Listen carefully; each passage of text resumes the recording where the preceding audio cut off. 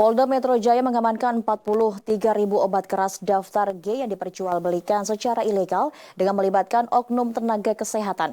Peredaran obat-obatan keras ini ditenggarai menjadi pemicu aksi tawuran dan premanisme yang belakangan kembali marak terjadi di ibu kota.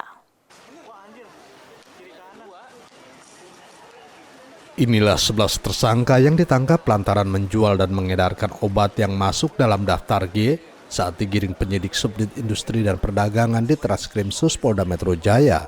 Petugas juga menyita sedikitnya 43.000 obat keras berbagai macam merek, diantaranya Tramadol, Heximer, dan Alprazolam, karena diperjualbelikan secara ilegal di sejumlah apotek dan klinik kesehatan tanpa adanya resep dokter yang resmi di Jakarta, Bekasi, dan Depok, Jawa Barat. Para tersangka ini memiliki latar belakang berbeda, diantaranya oknum tenaga kesehatan, pegawai apotek, hingga pembeli yang memperjualbelikan kembali obat-obatan keras tersebut secara bebas di masyarakat.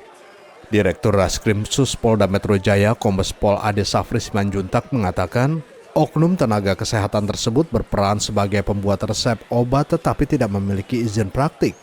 Sedangkan pegawai apotek berperan sebagai pembuat resep obat yang tidak terdaftar sebagai tenaga kesehatan dan tidak memiliki izin praktik. Pengungkapan peredaran obat-obatan keras ini tak lepas dari maraknya aksi tawuran dan premanisme yang kembali marak terjadi di ibu kota. Petugas mengidentifikasi obat-obatan terlarang tersebut sebagai pemicu dari aksi premanisme dan tawuran. Dari 9 laporan polisi yang kami tangani, mulai bulan Juni sampai dengan bulan Agustus 2023, itu sebanyak 14 TKP, yaitu 1 toko obat di wilayah Jakarta Timur, 3 toko obat di wilayah Kota Bekasi, 1 apotek di wilayah Jakarta Timur, 1 klinik di wilayah Depok, 1 pedagang obat di wilayah Jakarta Selatan, dan 2 pedagang obat di wilayah Kota Bekasi.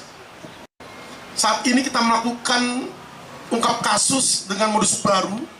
Di antaranya modus operandi baru yang kita ungkap di sini adalah peredaran obat daftar G atau obat-obat tertentu oleh oknum tenaga kesehatan. Dalam hal ini adalah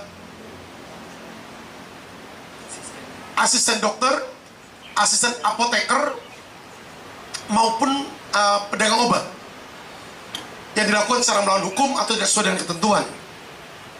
Kemudian modus yang kedua adalah oknum tenaga kesehatan terdaftar yang membuat resep dokter, membuat resep obat, namun tidak memiliki izin praktik dan tidak sesuai dengan kompetensinya.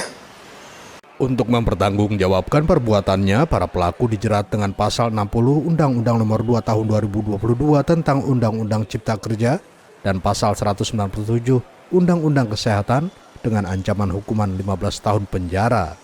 Tim Liputan Nusantara TV melaporkan.